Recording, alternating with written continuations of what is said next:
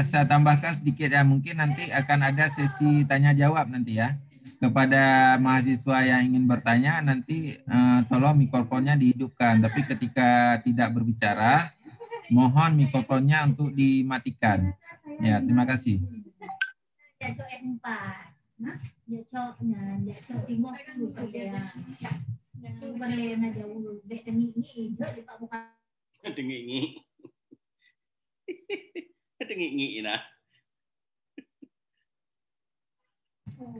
Ya, Pak Yusran bisa dimulai terus ya. Sepenuhnya forum ini saya serahkan ke Pak Yusran. Baiklah. Bismillahirrahmanirrahim. Assalamualaikum warahmatullahi wabarakatuh. Assalamualaikum warahmatullahi wabarakatuh. Alhamdulillahirrahmanirrahim. Salatu wassalamu ala asrafil anbiya wal mursalin wa ala alihi washabbihi ajmain. Puji dan syukur kepada Allah Subhanahu wa taala, selawat dan salam kepada Nabi Muhammad sallallahu alaihi wasallam. Yang saya hormati Bapak Ketua Prodi, Pak Irman, mewakili Rektor Pak Tabrani, warai undu mau hadir. Kemudian para alumni, stakeholder yang telah berhadir di forum ini. Terima kasih, sebuah kehormatan saya diundang. Sebenarnya saya bukan bukan paham sekali sebenarnya. Bapak dan Ibu yang di sini juga tahu bahwa saya juga orang yang berasal dari luar dulunya. Sekarang udah bergabung di sini, tapi kebetulan saya lebih suka mempelajari sesuatu secara teknis. Secara teknis, bukan secara kebiasaan. Jadi orang kadang-kadang lebih suka melihat apa yang telah dibuat orang. Kalau saya tidak, saya melihat standarnya apa. Saya akan berpedoman di situ. Mungkin gara-gara itu saya sedikit paham tentang beberapa hal di Borang. Kepada alumni dulu ya. Alumni ini yang paling penting sebenarnya yang ditanyakan itu, yang pertama kalau pasti per orang ditanya itu lulus kapan dan kerja di mana, dalam bidang apa, itu ya. Itu biasa, itu bisa jawab. Jadi nggak tegang-tegang kali sebenarnya pertanyaannya. Kapan lulusnya? Kerja di mana? Kemudian kalau ada organisasi alumni, baru ditanya, ada nggak organisasi alumni? Dan bagaimana program kerjanya? Kemudian ada nggak alumni itu terlibat dalam beberapa hal? Misalnya alumni terlibat nggak dalam review kurikulum? Itu biasanya pertanyaannya agak terbuka di situ. Bagaimana keterlibatannya? Nah, bagaimana keterlibatannya? Alumni itu dilibat karena alumni itu kan sudah masuk di lapangan pekerjaan. Sehingga alumni itu tahu bahwa, oh kita waktu kuliah kurangnya di sini. Nah, tentunya pada review kurikulum, si alumni memberi saran supaya yang ini diperbaiki. Nah, maka keterlibatan dalam review kurikulum yang paling penting bukan terlibatnya, tapi yang paling penting ada sumbangan saran dari kita dan ada tindak lanjut dari prodi. Maka alumni itu ditanyakan, ya kan, dan tahu nggak ada tindak lanjut apa enggak gitu. Itu perlu dipersiapkan saya pikir. Kemudian yang secara umum alumni itu akan ditanyakan tentang di lingkungan pekerjaan, tentang sumbangan terhadap prodi, ya. Sumbangan terhadap prodi itu kan macam-macam. Ada sumbangan dalam bentuk pikiran, misalnya alumni dilibatkan dalam PBAK. Setiap tahun dilibatkan alumni. Ya, kalau kami di prodi PTI itu setiap tahun kami libatkan alumni. Kenapa? Itu untuk memberi motivasi kepada adik-adik baru untuk bersemangat menyelesaikan studi, bahwa bekerja di sini bakal menjadi orang yang hebat. Nah, itu bakal mendapatkan pekerjaan. Maka kita libatkan alumni di situ. Nah, kemudian alumni juga bisa terlibat dalam kegiatan-kegiatan seperti misalnya ada stadium general, boleh melibatkan alumni dalam rangka memberikan pengalaman keilmuan yang dia peroleh untuk bekal bagi mahasiswa. Ini juga beberapa, saya pikir alumni ini perlu memikirkan ini. Jadi yang pasti sebenarnya alumni ini berdasarkan laporan kegiatan alumni, kalau ikatan alumni. Ya, tapi kalau secara pribadi alumni itu biasanya yang saya sampaikan tadi. Itu perlu alumni itu malam ini kita membuat semacam prediksi pertanyaan dan apa jawabannya. Gitu-gitu itu dibuat. Kenapa dibuat? Itu sebagai latihan, bukan karena kalau misalnya kalian melihat gaya Pak Buhori itu nggak akan terjadi di visitasi. Di visitasi itu yang terjadi itu kita diwawancara secara wawancara, apakah dia umumnya wawancara kita kan pertanyaan terbuka. Bukan pertanyaan apa, di mana. Kalau apa di mana kan enak jawabannya. Tapi kalau pertanyaannya bagaimana? Ya, itu misalnya begini. Di cross check ada nggak alumni yang dilibatkan dalam penelitian dosen untuk penyelesaian tugas akhir. Alumni itu membuat skripsi berdasarkan penelitian dosen, datanya, data penelitian dosen, tapi kita buat skripsi ada beberapa alumni gitu. Itu di cross check orangnya. Nah itu harus kalau memang ada dibuat di borang, nanti akan disampaikan oleh Pak Irman. Kalau memang ada yang demikian, maka itu perlu dijawab bahwa kita terlibat dalam penelitian dosen dengan topik ini, kami mengambil skripsi ini, dan sudah dibuatkan artikel bersama dosen dan dipublish di sini. Itu kan contoh-contoh sampel penelitian. Tapi kalau sekedar membuat skripsi lalu tidak ada publish, itu nggak diakui sebagai penelitian. Maka yang diakui sebagai penelitian dosen itu adalah ada publishnya.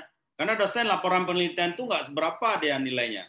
Tapi ketika ada publish di jurnal yang apakah jurnal Sinta atau jurnal apa kayak yang Moraref, itu baru dia bernilai dari sisi penelitian. Makanya ini juga perlu alumni menyiapkan diri untuk jika ada cross check pertanyaan itu. Kemudian kalau ada cross check pertanyaan akademik selama kuliah, ini juga alumni harus bisa menjelaskan. Kita kan ada ada 5 macam yang harus dipahami oleh alumni bahwa selama dia kuliah itu dia dapat. Nah, apa 5 macam itu? Nah, itu nanti dijelaskan oleh Pak Irman, apa 5 macam. Ya. Jadi itu contoh. Nah, ini saya bilang bentuk partisipasi yang 5 hal juga nih, bentuk partisipasi ya. Ini catat nih. Kalau ada 5-5-nya itu nilainya 4. Kalau ada 3 sampai 4, nilainya 3. Kalau ada hanya 2, nilainya 2. Kalau ada hanya 1, nilainya 1. Kalau tidak ada, maka itu tidak ada. Yang pertama, sumbangan dana. Nggak dibilang banyak. Seberapa mampu. Ya, alumni menyumbang kegiatan HMP atau kegiatan-kegiatan yang sifatnya penggalangan dana, juga terlibat alumni misalnya. Ada keluarga besar kita yang musibah, atau ada musibah besar kebakaran di mana tempoh hari, misalnya di Abdiya Odelebo Naji misalnya. Alumni kita ternyata ada orang sana, dibuat penggalangan dana juga melibatkan alumni misalnya. Itu namanya sumbangan dana. Sumbangan dana ini diingat, dicatat, tidak ada jumlahnya. Yang paling penting itu ada. Yang kedua, sumbangan fasilitas. Sumbangan fasilitas itu apa? Nah, sumbangan fasilitas itu bisa macam-macam kan, bisa laptop ya, bisa juga sumbangan fasilitas yang berhubungan dengan BK ya. Kemudian keterlibatan dalam kegiatan akademik. Nah, ini yang saya sampaikan tadi. Sekali-sekali diundang alumni untuk memotivasi mahasiswa penyelesaian tugas akhir. Nah, itu kan bisa itu. Ya, misalnya ya. Kalau misalnya ada laporan ini yang paling tahu yang buat laporan. Itu contoh. Kemudian pengembangan jejaring. Alumni itu pengembangan jejaring. Nah, alumni ini juga bekerja sama dengan alumni-alumni di perguruan tinggi lain. Misalnya kita yang paling dekat kan ada BK di Unsia. Kita buat kerjasama. Oh, bukan dengan Unsia. Misalnya dengan lembaga Ibu Nurjanah Nitura juga nggak masalah. Itu kan jejaring namanya. Alumni kan penting untuk bekerja sama dengan lembaga-lembaga, ini jejaring ya. Ini ikatan alumni. Kemudian partisipasi alumni yang terakhir adalah penyediaan fasilitas untuk kegiatan akademik. Ini jelas kegiatan akademik, penyediaan fasilitas untuk kegiatan akademik. Jadi itu beberapa hal, tapi saya pikir yang begini-begini kadang-kadang kan kita agak apa namanya, agak susah untuk ada, karena kita kan alumninya masih muda-muda ya. Ini saya beri contoh di perguruan tinggi lain itu ada memberikan masukan terhadap perbaikan kinerja jurusan. Ya, perbaikan kinerja jurusan yang saya sampaikan tadi itu. Misalnya dalam review kurikulum, kemudian memberi masukan dengan dalam cara memberi masukan pada kuesioner tracer study. Karena ada kuesioner tracer study yang diberikan kepada alumni. Kita kan ada di bawah itu. Di bawah itu saran dan pendapat ya. Itu juga termasuk memberi pikiran. Kemudian menyumbang buku. Nah, itu kan fasilitas itu. Paham ya? Pasti ada menyumbang buku. Kami setiap alumni itu wajib sumbang buku. Nah, kan udah pasti itu ke ruang baca pada acara wisuda. Nggak masalah itu berarti juga boleh. Kemudian ikut terlibat dalam peninjauan kurikulum, ya, ikut menjadi narasumber pada seminar. Ini yang saya sampaikan tadi. Kemudian dan lain-lain. Ini kira-kira kegiatan ini yang nantinya penting untuk kita ketahui ya. Kemudian itu yang akademiknya, kemudian yang non akademik. Nah, apa yang non akademik? Yang non akademik donor darah, ya kan? Karena ada 2 itu. Non akademik juga 5, seperti tadi juga. Ya, ini perlu mungkin sekedar kadang-kadang kita banyak melakukan terhadap jurusan, tapi kita tidak tahu bahwa itu penting ya. Misalnya alumni berpartisipasi dalam kegiatan wisuda, pasti ada itu yang dimintakan untuk bantu prodi menyiapkan data-data wisuda. Yang kali ini misalnya siapa yang membantu di prodi, nah dia juga alumni itu berarti kan. Kemudian kegiatan sosial seperti bakti sosial, penanaman pohon, donor darah massal dan lain-lain. Itu juga keterlibatan. Memberi sumbangan, penunjang kegiatan belajar, buku, kipas angin. Nah, kipas angin itu termasuk kegiatan belajar. Berpartisipasi pendanaan dalam seminar, prodi. Ya. Kemudian sumbangan dana membantu dalam kegiatan pengabdian masyarakat. Kan itu juga bisa dilakukan ya. Kemudian dan lain-lain. Ya, itu tapi begini, jangan dijawab yang tidak ada, nanti terjebak orang prodi nggak bisa jawab ketika diklarifikasi. Yang pasti ini nanti Pak Herman sampaikan laporan laporan alumni ini. Mudah-mudahan yang terlibat di sini adalah salah satunya yang buat laporan. Nah, yang buat laporan itu betul-betul nanti mewakili ikatan alumni itu menjelaskan semuanya yang 5 hal ini. Yang lain-lain menjawab jika memang dianggap sangat urgen ya. Nah, jadi alumni itu kemudian yang paling berpengaruh satu lagi adalah bekerja dalam bidang keahlian itu 80% ke atas. Kalau kurang dari 80% ke atas ada bidang lain, nah itu berarti nanti agak berkurang nilainya. Maka sebenarnya sebaiknya itu. Jangan nanti alumni umumnya mengaku bahwa saya jadi guru PAUD. Nah, itu ya. Kan banyak juga alumni kita jadi guru PAUD. Tapi kalau di PAUD tugasnya bimbingan konseling juga nggak apa-apa. Gitu ya. Kemudian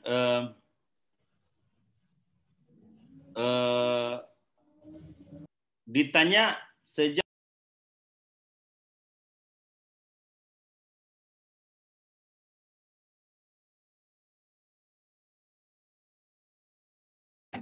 Pak Yusran, suaranya termut itu kayaknya. Yang termut gimana bisa dengar? ya, oke. Kemudian saya ulang, berapa lama dapat kerja? Nah, itu ya. Itu yang paling bagus dia 6 bulan, dalam waktu 6 bulan. 3 bulan itu yang paling terbaik. Jadi itu kemudian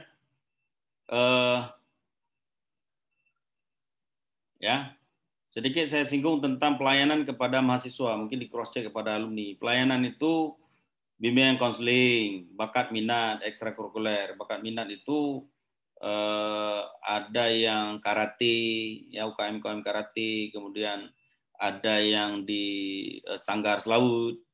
Nah, itu ya. Ya bilang aja ada kawan-kawan kami yang terlibat di Sanggar Selaut, ada yang di paduan suara kita apa namanya itu?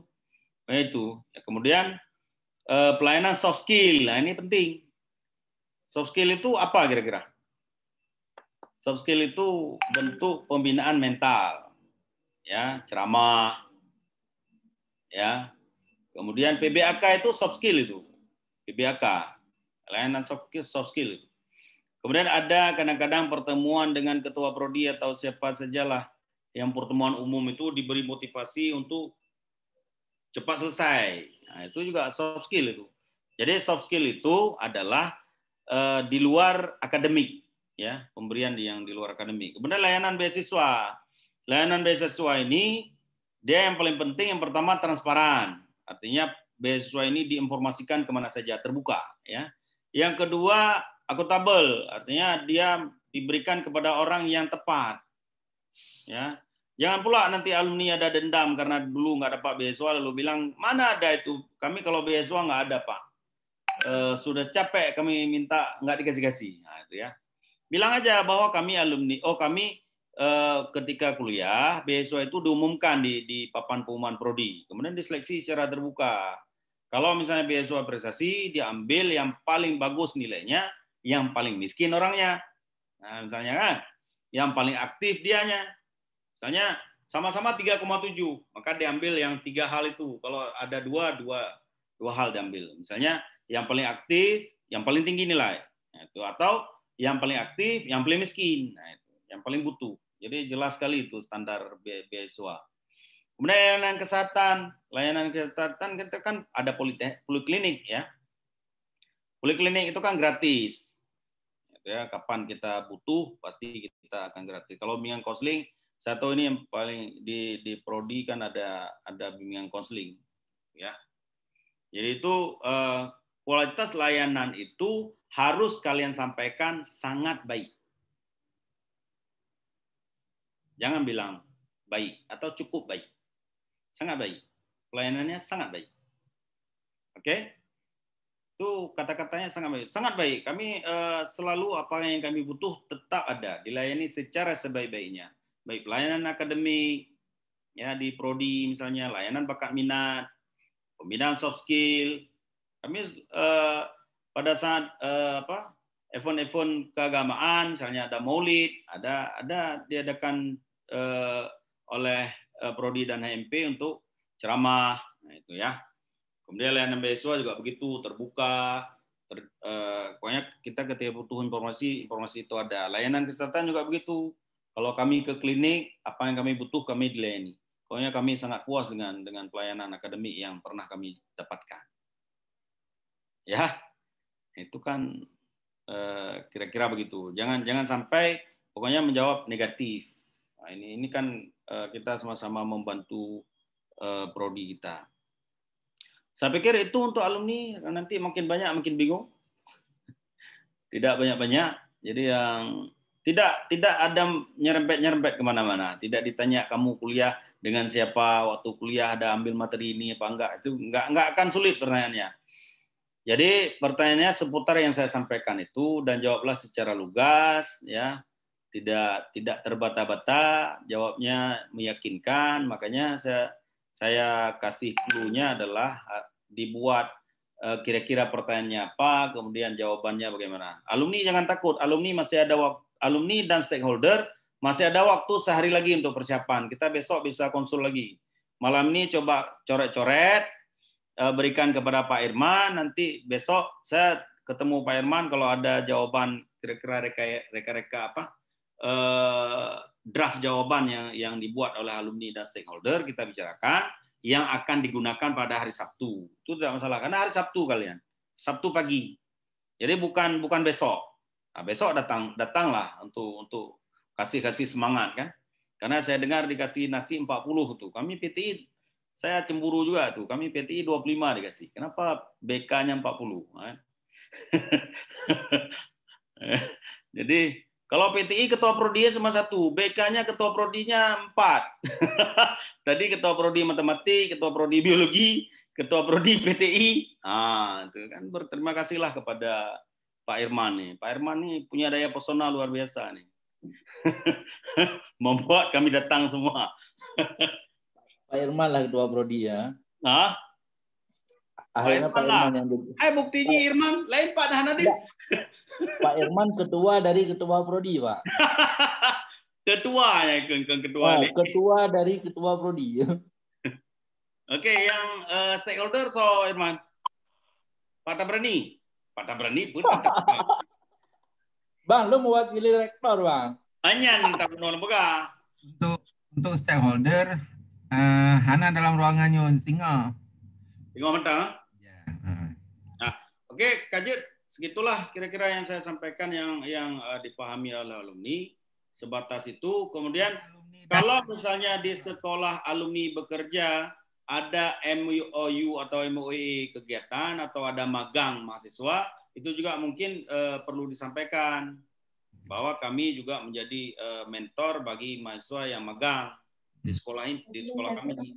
Karena kita kan ada mata kuliah magang. Isran? Silakan. Dalam ruang ini ada alumni dan mahasiswa. Ada 2. Oh, ada mahasiswa lagi ya? Ya, betul. Mana mahasiswa itu ya pelayanan tadi itu. Pelayanan, kemudian mahasiswa juga akan ditanya mungkin tentang visi misi. Mahasiswa harus sedikit lebih mungkin karena mahasiswa ini kan harus tahu target sasaran dari prodi. Karena dia bagian dari itu. Tapi kemarin waktu kepada mahasiswa saya siapkan itu yang ditanya di kami itu setelah pelayanan kemudian internet. Bagaimana internet di kampus? Jadi ini kan lagi belajar daring. Kemudian selama ini kan kita ada belajar juga yang sifatnya menggunakan internet. Itu bagaimana internet di kampus? Karena pertanyaan terbuka deh itu. Kemudian kemarin juga ditanya, ada nggak dikasih bantuan kuota oleh kuota data itu oleh universitas? Anak mahasiswa saya menjawab, ada Pak. Berapa? 4 giga katanya. 4 giga dikasih. Jadi itu sekarang ada nggak ya mahasiswa dapat itu? Karena memang untuk untuk menduga-duga pertanyaan itu sebenarnya di luar layanan tadi itu agak untuk kemahasiswaan itu agak bebas ditanyakan itu. Pertanyaan agak bebas, ya. Tapi keterlibat mahasiswa itu kan hanya merasakan pelayanan, ya. Karena kenapa pelayanan yang dirasakan? Karena ini kan menyangkut ketersediaan fasilitas dan kinerja dari prodi. Makanya layanan itu yang ditanyakan. Layanan kepada mahasiswa. Jadi mahasiswa dan yang saya ulang lagi, mahasiswa itu juga akan ditanyakan 5 hal tadi itu. Layanan bimbingan konseling, bakat minat, soft skill, layanan beasiswa, layanan kesehatan, kemudian bagaimana kualitas layanannya. Itu dua hal yang memang pokok ditanya sama mahasiswa. Maka ketika soft skill dan layanan beasiswa itu dia harus bisa menjelaskan. Bakat minat itu dia harus bisa menjelaskan bahwa di kita ada beberapa hal bakat minat. Karena kadang-kadang ada mahasiswa yang diikutsertakan dalam lomba karya tulis, ya. Ada mahasiswa yang dilibatkan dalam lomba-lomba yang lain, itu kan bakat minat namanya. Ada juga mungkin dilatih sebagai olahragawan. Enggak mesti dilatih oleh ketua prodi, itu jangan melihat ketua prodi Ibu Khairan lalu nggak mungkin latih silat. Bukan Bu Khairan yang latih, itu pelayanan kampus. Ya, jangan kayaknya nggak mungkin dilatih, kalau Pak Yusra mungkin sedikit. Nah, itu bukan ketua prodi yang latih itu. Jadi bakat minat ini adalah apa yang tersedia di universitas. Jangan bayangkan prodi. Bimbingan konseling itu juga universitas. Soft skill itu juga universitas. Makanya saya sampaikan tadi, PPAK itu adalah layanan soft skill. Nah, kemudian kan ini karena kepada mahasiswa mungkin agak lebih detail pertanyaan di layanan itu, saya bacakan contoh yang ada pada orang, ya, yang ada pada kampus lain. Misalnya, ya, ada kita ya soft skill itu ada juga di asrama, kan, Mahat itu diingat. Mahat itu udah pasti soft skill itu. Kemudian ada koperasi mahasiswa, apa di kita ada menwa, ada Mahat kalau kita, ada mahasiswa pencinta alam, ya. Ada mungkin lembaga dakwah kampus kalau dulu. Kalau di Unsyah itu namanya Fosma. Ya. Saya kurang tahu kalau di BK itu apa. Kalau di kami ada klub bahasa Inggris, English Club. Kalau di Prodi PTI. Prodi PTI itu ada RTIK, relawan TIK. Itu ya contohnya. Kemudian bakat minat itu umumnya UKM, ya, UKM. Ada pramuka, ya. Ada forum-forum kajian ilmiah. Nah, itu juga bakat minat. Misalnya ada forum diskusi tentang isu-isu aktual yang terjadi. Itu kan yang memang kita sudah agak berkurang itu. Kemudian pembinaan soft skill. Nah, pembinaan soft skill itu di Mahat itu sebagian besarnya soft skill. Ya, Mahat. Menghafal Quran. Nah, itu saya lupa tadi. Kepada alumni itu menghafal Quran itu, ya. Hafalan Quran itu sebuah hal yang kekuatan kita luar biasa itu. Setiap kami lulus, Pak, kalau tidak kami hafal juz 30, maka kami tidak akan bisa wisuda. Nah, itu aja sampaikan. Berarti itu kan standar soft skill di kita. Kemudian di samping itu soft skill kita kan di Mahat itu diuji juga itu. Diuji kemampuan fikihnya, kemampuan tauhidnya. Dan di Mahat saya dengar juga ada kemampuan bahasa Arab dan bahasa Inggrisnya. Itu kan layanan-layanan soft skill, ya. Kemudian layanan beasiswa itu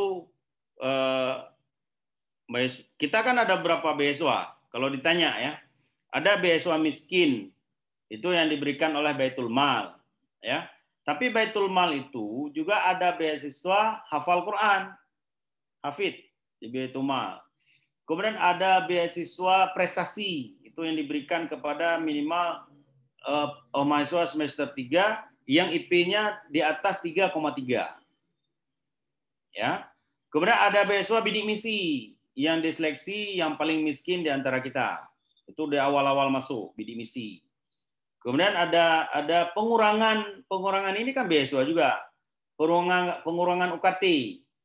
Nah, itu kan juga ada layanan beasiswa yang diberikan oleh kampus. Yang saya tahu itu ada. Jadi ada bidik misi, ada juga prodi ketika kita minta layanan untuk membantu mahasiswa, misalnya di daerah Singkil, Aceh Selatan, kemarin itu kan ada beasiswa dari kabupaten. Kemudian PD ada juga, ya. Kemudian ketika kami berurusan dengan prodi sangat mudah untuk diberikan surat keterangannya, dan bahkan prodi membantunya untuk mempermudah urusan itu. Jadi itu layanan beasiswa itu tidak harus di sini. Jika di luar juga kadang-kadang prodi itu berpengaruh ya, karena dimintakan surat-surat keterangan, transkrip nilai. Nah, itu jangan sampai nanti bilang saya waktu itu minta ke Pak Irman nggak jawab WA saya sehingga saya gagal dapat beasiswa. Itu ya. Itu jangan disampaikan di situ. Kalau memang ada WA ke saya aja. Kemudian layanan kesehatan. Layanan kesehatan apa yang saya sampaikan tadi, ketika kita butuh ke klinik, ya di situ ada pendaftaran, semua mahasiswa itu ada kartu berobat di klinik. Itu ya. Kartu berobat di klinik, pembuatannya gratis, dan kita didata kesehatan kita. Kan di awal kalian sudah didata kesehatannya waktu mendaftar dulu. Ada nggak penyakit bawaan, ada nggak penyakit, dan lain-lain. Kan ada data itu. Dan data itu ada di klinik. Nah, setiap kami butuh layanan, tentunya kami ke klinik, dan itu dilayani secara gratis. Nah, itu ya. Itu layanan yang, dan ini mungkin ditanyakan bagaimana kualitas layanannya. Oh, kami sangat puas, kualitas layanan sangat baik, apa yang kami butuhkan di sana ada. Pokoknya semua yang kami temui secara optimal, mereka akan berusaha untuk semaksimal mungkin melayani kami. Nah, itu ya kira-kira itu mahasiswa yang dalam bentuk layanan yang diberikan ya. Nah, itu mahasiswa. Lain saya pikir kalau ada yang ditanyakan. Ya, boleh. Terima kasih untuk Pak Isran yang lebar tentang poin-poin apa yang kemungkinan akan ditanyakan oleh asesor. Mungkin sebelumnya kepada mahasiswa dan kepada alumni sudah kita briefing juga, tapi ini untuk lebih memperdalam ya. Ya. Ulang sedikit, seperti contoh layanan, ada layanan beasiswa, layanan kesehatan yang sampai Pak Yusran, itu betul-betul sepertinya pasti akan ditanya. Ya. Poin pertama yang pasti itu dijamin akan ditanya itu. Nah, jadi bisa mahasiswa coba pelajari kembali, diulang-ulang sendiri agar nanti waktu diomongin nggak usah terlalu panjang, tapi dia jelas. Ya. Jangan sampai memunculkan pertanyaan terbaru gitu. Mungkin ada yang ingin ditanyakan pada alumni, pada mahasiswa. Desi mungkin ada yang ingin tanyakan.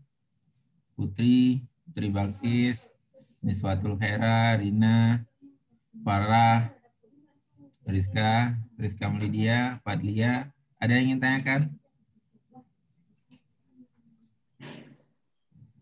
Ada? Iya, Niswa, coba silakan. Terima kasih Pak sebelumnya waktunya. Khaira ingin bertanya terkait dengan pertanyaan yang mungkin ditanyakan kepada mahasiswa. Kira-kira kisi-kisi pertanyaan yang ditanyakan seputar metode pembelajaran itu seperti apa ya Pak? Terima kasih. Ya, baik. Langsung saja Pak Yusran. Jadi itu biasanya pertanyaan terbuka tentang pembelajaran ya. Pembelajaran kan biasanya kita pembelajarannya tidak kan terukur. Kalau sekarang KKNI itu terukur. Jadi mahasiswa itu harus tahu sebelum belajar, dia harus tahu indikator setelah belajar itu seperti apa. Dari mana dia tahu? Kami sebelum kuliah, tapi itu jarang ada pertanyaan seperti itu. Kami sebelum kuliah itu diberikan dulu RPS-nya Pak. RPS itu dibuka kepada kami. Kami tahu mata materinya, kami tahu indikatornya. Jadi kalau setelah kami tahu indikator, kami tahu apa yang akan menjadi soal nanti ketika final. Karena indikator itu sebenarnya kisi-kisi soal, ya. Itu kan harus diberikan sebenarnya terbuka itu. Jadi kendati pun misalnya yang kita alami itu jarang dosen itu memberikan RPS secara sangat terbuka semuanya, ya. Tapi itu sebenarnya RPS itu, coba lihat sekarang Google Classroom. Itu kan pertama yang harus dilampirkan oleh dosen ke RPS. Nah, RPS itu harus tahu. Nah, itu syarat awal ya. Jadi harus kita sampaikan kami sangat di awal kuliah kami ada kontrak. Kontrak apa? Dengan indikator-indikator itu kita misalnya kehadirannya diperhitungkan, keaktifannya diperhitungkan, kita ada kuis, ada tugas, ada midterm, ada ujian final, semua itu diperhitungkan dan dosen secara jelas menyampaikan berapa persentase dan bagaimana cara lulus. Itu kan awal. Nah, kemudian metode setelah itu ya tergantung mata kuliah. Ada mata kuliah yang kita diskusi secara penuh. Ada mata kuliah yang penggabungan, ya kan? Penggabungan antara diskusi dengan mendapatkan informasi dari dosen. Tapi betul-betul student base ya, artinya berfokus pada mahasiswa. Mahasiswa itu lebih aktif dalam perkuliahan dibandingkan dengan dosen. Jadi kami tidak banyak berceramah. Dosen itu kalau misalnya setelah ada diskusi, dosen memberikan arahan, jika ada deadlock, dosen itu memberikan jalan keluar. Jika ada pertanyaan-pertanyaan yang tidak mampu dipecahkan oleh mahasiswa, dosen yang memecahkan. Jadi itu kan pola-pola perkuliahan yang modern ya. Kemudian kita juga menggunakan referensi terbaru, menggunakan jurnal-jurnal internasional, jadi isu-isu yang terbaru, yang pengetahuan terbaru itu kami selalu peroleh dari dosen. Itu dosen itu harus sebenarnya secara ketuntutan kurikulum kekinian, dosen itu selalu harus mengembangkan bahan ajar itu ya. Bahan ajar itu harus di searching oleh dosen sebanyak-banyaknya mengikuti perkembangan zaman. Itu kan perlu kita jelaskan kira-kira begitulah itu. Tapi saya rasa dengan kondisi pembelajaran itu agak susah di cross check ya, kecuali ada kecurigaan karena besok itu waktunya nggak banyak. Waktu itu tidak banyak. Dosen, mahasiswa, dosen habis itu mahasiswa. Itu kan nggak banyak itu waktunya. Waktu kalian itu satu jam. Jadi 1 jam bayangkan ketika perkenalan aja kita itu butuh waktu berapa, kemudian jadi nanti hanya kalian itu yang berhadapan dengan asesor. Kalau alumni itu bersama stakeholder, dan asesor. Kalau mahasiswa itu hanya mahasiswa dan asesor. Maka ini kan HMP juga ikut kan? Nah, kalau ada HMP, ya HMP juga memberi kontribusi. Saya pikir kegiatan akan banyak kalau pengaruh ke mahasiswa itu akan banyak kepada layanan itu. PA satu lagi pembimbing akademik.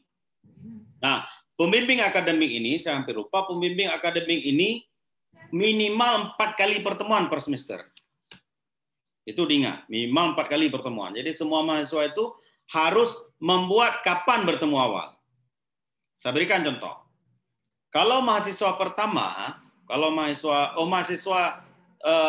mahasiswa lah pada umumnya, tapi mahasiswa pertama agak berbeda itu karena dia setelah perkenalan nanti langsung diberikan PA-nya, tapi itu agak. Nah, misalnya masuk semester ganjil, ya, masuk semester ganjil. Semester genap, semester 2 itu kan sudah ada nilai. Oke? Semester 2 ada nilai. Nah, pada saat ada nilai itu kita bertemu PA itu. Bertemu PA. Ada nilai. PA itu mengevaluasi nilai kita. Oh, kamu ini.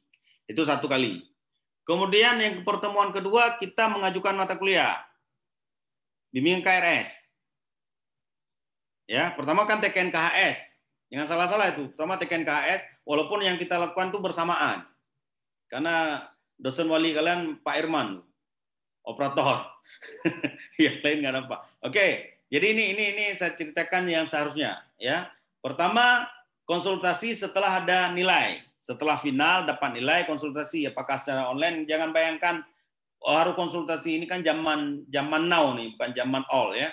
Zaman all itu harus ketemu dosen. Tapi kalau yang sekarang kan enggak. Tinggal kita WA nilai kita konsultasi. Dosen itu memberi motivasi pada kita. Misalnya tentang apa-apa yang harus dilakukan ke depan dan mata kuliah apa yang harus kita pilih. Nah, kemudian nanti kita ajukan mata kuliah. Konsultasi lagi dengan dosen kan? Mahasiswa kan banyak bertanya begini, Pak, saya kan dapat jatah 24 SKS. Kemudian kalau saya ambil mata kuliah ini 23 SKS, bagaimana kalau saya ambil mata kuliah ini? Nah, ini kan konsultasinya harus dengan PA, bukan dengan ketua prodi, bukan dengan operator ya. Itu yang kedua. Yang ketiga ini biasanya dia ketika ada menjelang UTS, ada evaluasi, pertemuan lagi, kan 3 kali per semester. Nah, yang keempat ini menjelang final, biasanya kan ketemu dosen, curhat, saya ada mata kuliah ini yang kayaknya agak ini secara nasional atau aturan yang melekat, pertemuan minimal 4 kali per semester, itu diingat. Minimal. Kalau 4 kali baru nilainya 4. Kita kan mengejar nilai 4 pada hal-hal yang tidak perlu berkeringat-keringat. Jangan sampai karena ada yang hal-hal yang berkeringat-keringat nggak mungkin, misalnya standar dosen yang tidak banyak, kita nilainya nggak akan maksimal. Maka perlu didorong mahasiswa supaya memaksimalkan di situ. Maka sampaikan yang saya sampaikan tadi itu. Jadi itu disampaikan bahwa kami PA dalam satu PA, satu lagi, dalam satu PA itu jangan bilang kami ada 30 orang nih yang sama Bu Evi misalnya. Bu Evi ada 30 orang yang sama Bu Evi. Itu jangan. Yang boleh sama Bu Evi itu maksimal 20 orang walaupun realnya 30. Catat ya. Sampaikan satu dosen wali atau satu pembimbing akademik itu hanya boleh ada 20. Nah, jadi bagusnya jangan jawab pas 20, jawab 19. Jawab 17 ya. Kemudian kami setiap semester itu rutin bertemu 4 sampai 5 kali. Itu jangan jawab 4 kali. 4 sampai 5 kali, dan jika dirasa perlu bisa lebih. Misalnya kami mendapatkan masalah apapun lah, itulah orang tua kami di Banda Aceh. Maka kami bertemu PA. Nah, dan bagaimana layanan PA? Setiap saat kapan saya hubungi, apakah secara online atau secara tatap muka di ruang dosen, kami akan sangat mudah bertemu dengan PA. Kapanpun beliau bersedia jika memang beliau tersedia waktunya. Jangan pula lagi ngajar pun ketemu kan. Nah, makanya itu perlu kita ini. Makanya pertemuan tetap 4 kali, dan kira-kira pertemuan seperti tadi. Nggak mesti seperti itu sebenarnya. Di 4 kali seperti itu. Jadi dari mana 4 kali? Saya mikir juga waktu PTI. Dari mana 4 kali pertemuan? Nah, saya ambil pada saat print KHS. Wah, itu bukan bimbingan IPK. Kamu IPK ini kok menurun. Nah, itu kan itu. Jadi ke depan ini harus ditingkatkan biar nanti kamu selesainya cum laude. Nah, kayak gitu. Itu pertama. Kemudian kita bisa coret-coret waktu itu. Coba lihat mata kuliah apa yang semester depan. Coret-coret terus. Nanti pisah dulu, nanti pengajuan KRS. Pada saat pengajuan KRS, ajukan ke dosen ke ini Pak yang saya sudah ajukan di KRS di Siakat. Bisa nggak Pak? Kalau nggak bisa saya akan nikahkan yang lain. Atau saya juga sering mendapatkan misalnya mahasiswa yang seperti saya bilang tadi, karena umumnya mahasiswa sekarang beda dengan kami dulu. Mahasiswa sekarang kalau jatahnya dapat 24, kemudian dia bisa ambil 23 dalam strategi kuliah, dia anggap rugi. Bagi dia lebih penting 24 daripada strategi kuliah. Maka keseringan mahasiswa, kalau di prodi kami kan banyak mata kuliah yang berprasyarat. Di sini juga banyak mata kuliah prasyarat. Ditinggalkan mata kuliah prasyarat itu. Karena dia mungkin SKS-nya 3. Diambil yang 22, kan jadi 4. Jadi jangan sampai 23, tapi tetap 24. Itu kan sering tuh kalian lakukan. Nah, itu karena tidak berfungsinya PA. Nah, seandainya ada fungsi PA, kita ajukan ke PA. Nah, kalau misalnya kita anggap bahwa 23 itu kurang, kita PA yang kita ikat. Itu ya, itu pertanyaan yang saya lupa tadi, ke PA. Pembimbing akademik. Kalau alumni itu berapa kali bimbingan skripsi? Nah, itu 6 kali. Minimal 6 kali. Kalau kurang dari 6 kali itu kecepatan. Kemudian berapa lama bimbingannya? Jangan jawab 6 bulan. Jawab 5 bulan. Karena maksimalnya 6 bulan. Apalagi kalau jawab 6 bulan setengah. Ya. Jadi bimbingan TA itu 6 bulan. Tapi itu Irman, SK bimbingan dan buku bimbingan itu kan ada. Iya. Coba lihat itu buku bimbingannya dari tanggal berapa ke tanggal berapa, dari bulan berapa ke bulan berapa. Saya kejadian, saya ingat sekali itu Mirna Santi. Dia bimbingan SK-nya bulan 10, selesainya bulan 5. Kan berarti 7 bulan. Ini Pak 7 bulan berarti, kan bukan 6 bulan, ditanya. Saya bilang, Pak, dia kecepatan naiknya. Dia naik seminarnya semester 7. Dia kan nggak mungkin selesai, Pak, semester 7 belum PPKPM. Nah, itu harus siap tuh. Kalau ada memang yang dilampirkan di borang itu adalah yang 7 bulan. Harus siapkan ini. Kalau enggak, kita akan 3 nilai di situ.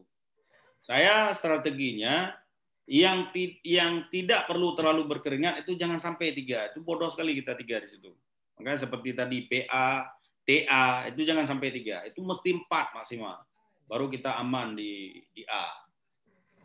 Berupayalah di situ yang banyak nilai. Makanya itu ke alumni yang saya lupa tadi TA, tugas akhir atau skripsi, bimbingan 6 kali, selama paling maksimal itu 6 bulan. Jangan jawab 6 bulan, tapi kalau jawab 6 bulan nanti dianggap karangan dalam 5 bulan misalnya SK-nya itu. Jadi bilang aja Prodi, kalau misalnya Prodi harus tegas, kalau misalnya nggak selesai 6 bulan bagaimana? Kita ganti pembimbingnya. Kita ganti, kalau salah mahasiswa harus seminar ulang. Maka si mahasiswa dan pembimbing sama-sama berusaha supaya selesai 6 bulan. 1 semester, tidak boleh lebih. Itu memang syarat bimbingan skripsi. Beda dengan dulu. Kalau dulu menyahanam 2 tahun hampa. Budak barang lebar rumah dosen baru dia kuliah. Kami dulu. Ya pada berani ya. Awak senior beda. Anak bang. Betul bang. Oke, itu kira-kira jelas kan? Itu tambahan saja itu. Kalau pertanyaan akademik yang seperti yang saya bilang tadi, pertanyaan tentang pembelajaran. Tapi saya yakin kalau tentang pembelajaran itu hanya sekedar cross check saja biasanya, tidak. Misalnya praktikum, kalau ada yang praktek kita kan ada lab juga tuh, lab bimbingan konseling itu. Prakteknya bagaimana polanya itu dijelaskan sebagaimana ininya. Ada nggak modul? Karena praktek itu mesti ada modul. Kalau tidak ada modul praktikum maka tidak dikatakan praktek. Berapa jumlah penasehat akademik? Nanti sampaikan sama mahasiswa harus menjawab bahwa kami praktikum di mata kuliah A misalnya 5 kali pertemuan, modelnya seperti ini, dan ada modul yang diberikan oleh prodi, oleh dosen, boleh juga modul praktikum. Kan kalian juga ada praktek soalnya. Oke, itu Pak Irman. Baik, terima kasih Pak Yusran yang sudah menjelaskan. Saya pikir memang ketika memang betul-betul dipahami ini sudah sangat mencakup ya, sudah sangat maksimal ini ketika kita mampu menjelaskan seperti yang dikatakan Pak Yusran tadi. Tapi kita berharap memang kita mampu menjelaskan seperti itu ya. Baik, ini kami 2 hari lagi, tenang aja.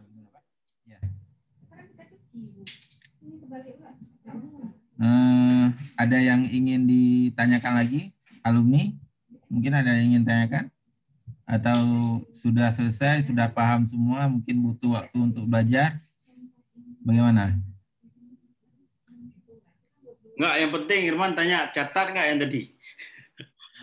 Karena kebiasaan mahasiswa kita tidak mencatat. Dicatat, Pak. Alhamdulillah. Ada catat, Pak. DBK rajin-rajin bang.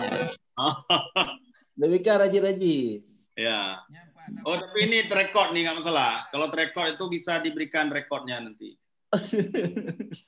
Kan terekod nih kan? Record. Ya, kalau terekod nanti, kalau misalnya lupa-lupa bisa di.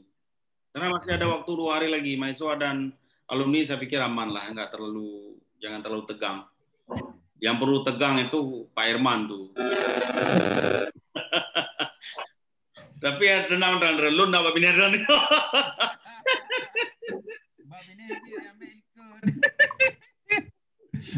Ayah bab pisang goreng le bang, abang abek tigang dah. Hah? Ayah bab pisang goreng bang iya. Ada dokter di belakang.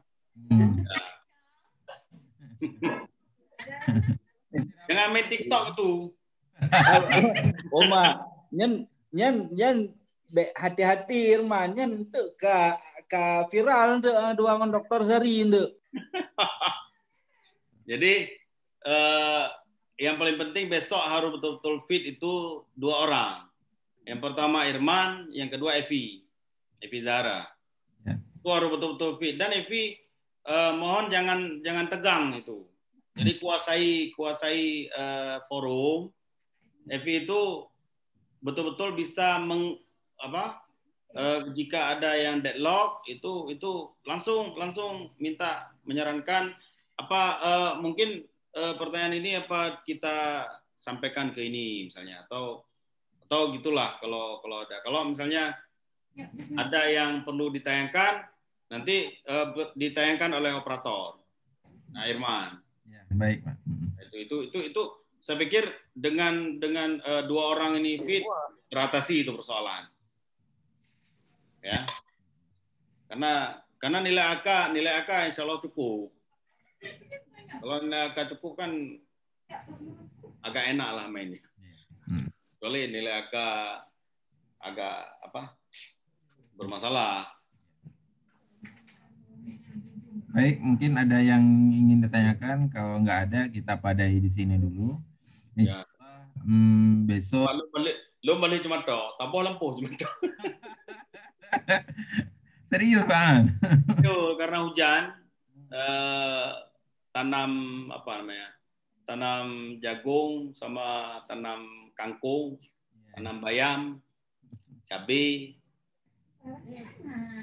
Bukan untuk dijual. Kalau Irman datang juga insya Allah dikasih.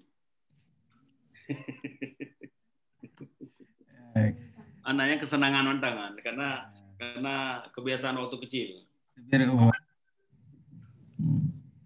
Baik, kalau memang nggak ada lagi, kita padai di sini. Saya ucapkan banyak sekali terima kasih kepada Bapak Yusran yang sudah meluangkan waktu walaupun ini malam. Ini sangat terbantu karena memang ini sangat penting ya. Ini adalah jantung ini sebenarnya untuk prodi. Maksudnya ini dari kita untuk kita semua.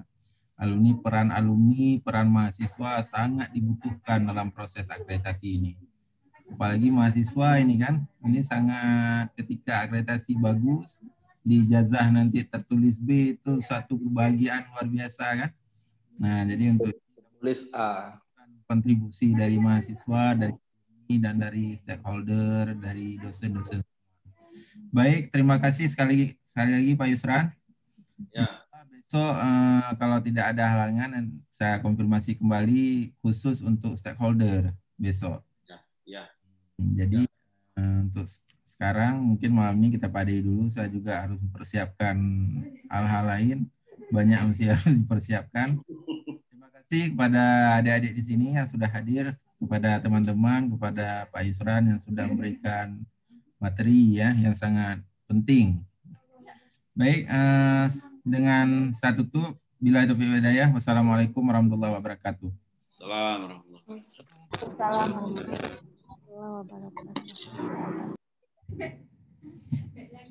wabarakatuh.